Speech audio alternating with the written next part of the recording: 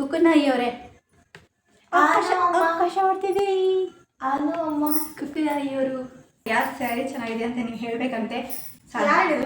ಇವಳು ಹೇಳಿದ್ಲು. ನಾನು ಹೇಳಿದೆ ಸಾಧ್ಯವಾದರೆ ದಯವಿಟ್ಟು ಕಮೆಂಟಲ್ಲಿ ತಿಳಿಸಿ ಯಾರ ಸ್ಯಾರಿ ಚೆನ್ನಾಗಿದೆ ಅಂತ. ಇವಾಗ ನನಗೆ ಇಷ್ಟೊಂದೆಲ್ಲ ಕಷ್ಟ ಅವ್ರು ಪಡ್ತಿದ್ರ ಅನ್ಸುತ್ತೆ. ಪ್ರತಿಯೊಂದಕ್ಕೂ ಕಷ್ಟ ಇದೆ. ವ್ಲಾಗ್ ಅಂದರೆ ಅಷ್ಟು ಈಸಿ ಅಲ್ಲ, ರೀಲ್ಸ್ ಅಂದ್ರೂ ಅಷ್ಟು ಈಸಿ ಅಲ್ಲ. ಅದರಿಂದ ಇನ್ಕಮ್ ಬರುತ್ತೆ ಅಂತ ಹೇಳ್ತಾರಲ್ಲ, ಇದು ನಾನು ಹಿಂಗೆ ಬಿಟ್ಕೊಂಡಿದ್ದೀನಿ. ಸುಮ್ಕಿರೋ ನೋಡಿ ಫ್ರೆಂಡ್ಸ್, ಹಿಂಗೆ ಮುದುಕ ಅಂತ ಹೇಳ್ತಾಳೆ. ಅವನ್ನೆಲ್ಲ ಸ್ವಲ್ಪ ಹಿಂಗೆ ಆಗ್ತಷ್ಟೆ. ಇದರಿಂದ ಇನ್ಕಮ್ ಬಂತು ಬಟ್ಟೆ ಹಾಕೊಂಡು ಕುಡಿದ್ಬಿಡ್ತಾರೆ. ಮೈ ಆಳಿಸ್ಬಿಟ್ಟು ಕೈ ಕಾಲಂಗೆ ಅಲಾಡಿಸ್ಬಿಟ್ಟು ಅದು ಒಂದು ಅವರಿಗೆ ಒಂಥರ ಅಸಹ್ಯವಾಗಿ ಟೀಕೆ ಮಾಡ್ತಾರೆ. ಹೇಳ್ತಾರೆ ಹೊಟ್ಟೆ ಉರಿ ಪಡ್ಕೊಂಡು ಹೇಳ್ತಾರೆ, ಇನ್ನೇನಕ್ಕೋ ಹೇಳ್ತಾರೆ. ಬಟ್ ಏನು ಬಾರಿ ಅಂತ. ಬಟ್ ಆದರೆ ಎಷ್ಟು ಕಷ್ಟ ಇರುತ್ತೆ ಗೊತ್ತಾ, ಒಂದು ಹಾಡು ಮಾಡುವಾಗ, ಒಂದು ರೀಲ್ಸ್ ಮಾಡುವಾಗ. ಹಂಗೇನೋ ಬಂದು ಎಲ್ಲಿಂದಲೂ ನನಗೆ 1 ರೂಪಾಯಿನೂ ನಮ್ಮ ಕೈಗಂತೂ ಸೇರಿಲ್ಲ.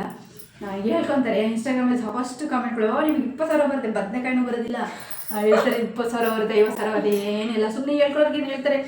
ಹಂಗೆ ಭೂಮಿ ಹುಟ್ಟಿದ್ದೀವಿ ಅಂದರೆ ಅಲ್ಲಿಂದ ಇನ್ಸ್ಟಾಗ್ರಾಮಿಂದ ಯೂಟ್ಯೂಬ್ ಮಾಡ್ತಿದ್ದೀವಿ ಅಂದರೆ ಅಲ್ಲಿಂದ ಬಂದೇ ಬದುಕಬೇಕಾ. ಹಿಂಗೆ ಒಂದು ಯೂಟ್ಯೂಬ್ ಮಾಡಿದೆ, ಎಡಿಟ್ ಮಾಡುವಾಗ ತಲೆ ಕೆಟ್ಟೋದಷ್ಟು ಎಲ್ಲೂ ಕೆಟ್ಟೋಗಲ್ಲ.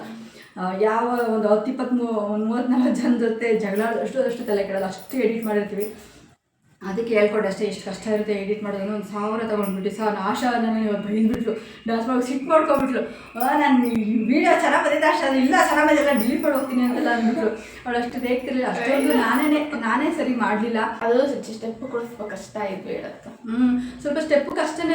ಅದು ಒಂದೇ ದಿನದಲ್ಲಿ ಕಲಿತು ನೆಕ್ಸ್ಟ್ ಡೇನೇ ನಾವು ವೀಡಿಯೋ ಮಾಡಿ ಅಪ್ಲೋಡ್ ಮಾಡಬೇಕಂದ್ರೆ ಅಷ್ಟು ಈಸಿ ಆಗಲ್ಲ.